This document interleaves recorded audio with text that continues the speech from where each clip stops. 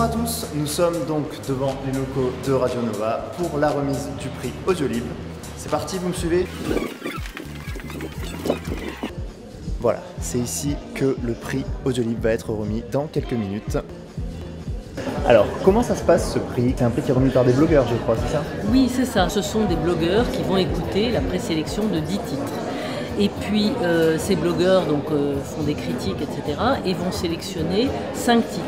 Et après, ce sont des internautes qui vont écouter ces titres et qui vont choisir celui qui aura le prix de l'année. Vous pouvez adorer un livre à l'écrit et en fait, la voix du lecteur ne passe pas.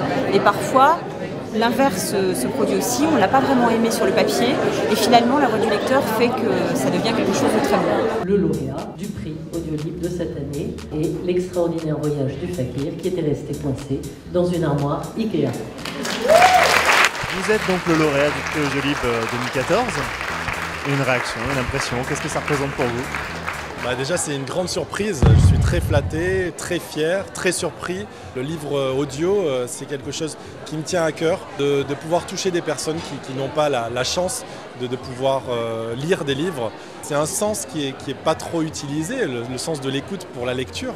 Et puis en plus lu formidablement par Dominique Pinon, faut dire que j'étais vraiment très content. Agatha Chatrue, qui s'était rapidement habituée au luxe du Grand Palace et qui était tout occupée à déchiffrer un journal italien, leva ses yeux Coca-Cola vers la jeune femme. Ils pétillèrent comme le soda lorsqu'on le verse dans un verre. Vous êtes resplendissante. Merci, vous n'êtes pas mal non plus comme ça. Vous avez l'air plus jeune sans la moustache. Par contre, vous auriez dû laver votre turban, il est un peu sale. Je n'enlève jamais mon turban, même devant une dame, dit l'Indien avec des airs de dandy anglais. C'est extrêmement plaisant à lire et puis ça me fait penser un peu aussi, ça me fait penser à du cinéma aussi, tout de suite. Je sais pas, je pense à des films comme des films que j'ai vus avec Belmondo, comme Les Tribulations d'un Chinois en Chine, ce genre de choses, d'aventures comme ça.